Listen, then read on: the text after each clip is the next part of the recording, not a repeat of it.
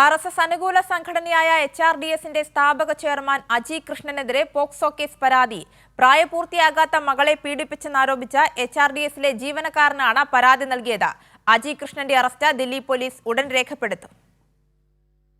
11 വയസ്സുള്ള പെൺകുട്ടിയെ ലൈംഗിക അതിക്രമണത്തിനിരയാക്കിയെന്ന പരാതിയിലാണ് അജി കൃഷ്ണനെ പോലീസ് കസ്റ്റഡിയിലെടുത്തത്.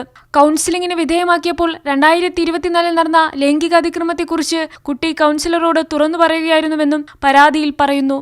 പരാതിയിൽ പെൺകുട്ടിയുടെ രഹസ്യമൊഴി രേഖപ്പെടുത്തി. എന്നാൽ FIRൽ ഇതുവരെ ആരുടെയും പേര് ചേർത്തിട്ടില്ല. അതേസമയം കുട്ടിയുടെ പിതാവിനെതിരെ അച്ചടക്ക നടപടിയെടുത്തതിലുള്ള വിരോധമാണ് പരാതി കൊടുക്കാൻ കാരണമെന്നും HRDSന്റെ പ്രവർത്തനങ്ങളെ തകർക്കാനുള്ള ഗൂഢാലോചനയാണ് പരാതിയെന്നും HRDS ഭാരവാഹികൾ പ്രതികരിച്ചു. അങ്ങനൊരു സംഭവം ഉണ്ടായിട്ടില്ല. ഇതിപ്പോൾ ഒരു എംപ്ലോയി അവരുടെ ഒരു ഈഗോ ബാറ്റിലാണ് ഇപ്പോൾ ഇവിടെ നടന്നിരിക്കുന്നത്. സോ അതിന് എഗെയിൻസ്റ്റ് നമ്മളൊരു ഡിസിപ്ലിനറി ആക്ഷൻ എടുക്കണമല്ലോ. അത് ചെയ്തതിനെ തുടർന്നിട്ടാണ് അവരിങ്ങനെ ഒരു കേസ് ഫയൽ ചെയ്തിരിക്കുന്നത്. HRDSനെ കോർണർ ചെയ്ത് HRDSനെ ഡിഫെയിം ചെയ്യാന്നുള്ള ഒരൊറ്റ ലക്ഷ്യത്തിലാണ് ഈ കാര്യങ്ങൾ വന്നതെന്നാണ് ഞങ്ങൾ മനസ്സിലാക്കുന്നത്. ആരോപണം ഉന്നയിച്ച ജീവനക്കാരനെതിരെ പരാതി കൊടുക്കാനും അജി കൃഷ്ണനെ സംരക്ഷിക്കാനുമാണ് HRDSന്റെ തീരുമാനം. കൈരളി ന്യൂസ്, ദില്ലി.